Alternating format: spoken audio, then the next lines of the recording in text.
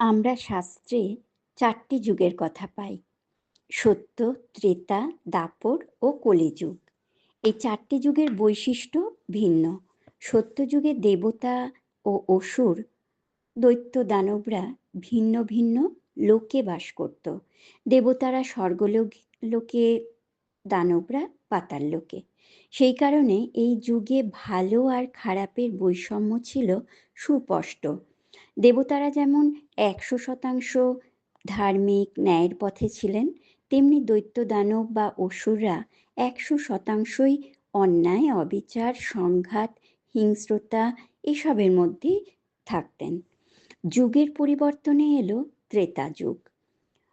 এই সময় দেবতা ও অসুররা একই লোকে বসবাস করতে শুরু করল। একদিকে যেমন দেবতা শ্রীরাম, আবার অসুর রাবণ একই লোকে থাকতে। কালের পরিবর্তনে এলো দাপর যুগ। এই যুগে দেবতা অসুরের বসবাস একই পরিবারে স্থান পেল। যেমন কৌরব ও পাণ্ডবরা একই পরিবারের ছিলেন। সবশেষে এলো কলিযুগ, যেখানে দেবতা ও অসুরের সহবাস হয়ে উঠল ব্যক্তিকেন্দ্রিক, অর্থাৎ একজন মানুষের মধ্যেই ভালো ও খারাপের সমাহার। কোনো ব্যক্তি যেমন ১০০% ঠিক নয়, তেমনি কোনো ব্যক্তি ১০০% ভুল নয়। প্রত্যেক মানুষের মধ্যেই কিছু ভুল, কিছু ঠিক চারিত্রিক বৈশিষ্ট্য রয়েছে। অংশ বা পরিমাণে হয়তো কেউ একটু বেশি সৎ, আবার কেউ বেশিটাই অসৎ।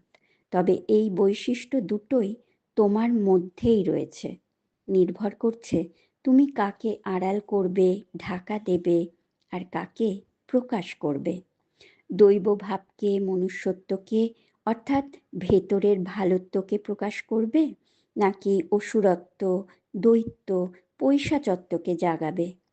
কাকে গুরুত্ব বেশি দেবে, কাকে আধিক্য দেবে তোমার মধ্যে, তা নির্ভর করছে সম্পূর্ণ তোমার উপর। ভালো কর্মের ফল অবশ্যম্ভাবীভাবে তোমার পুণ্যের ওজন বাড়াবে।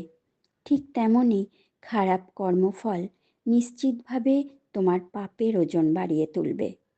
নিজের মধ্যে কার ওজন বাড়াবে একান্তই তোমার সিদ্ধান্ত। তবে ভালো কর্ম জীবনে এনে দেয় অপার সুখ, অপার শান্তি।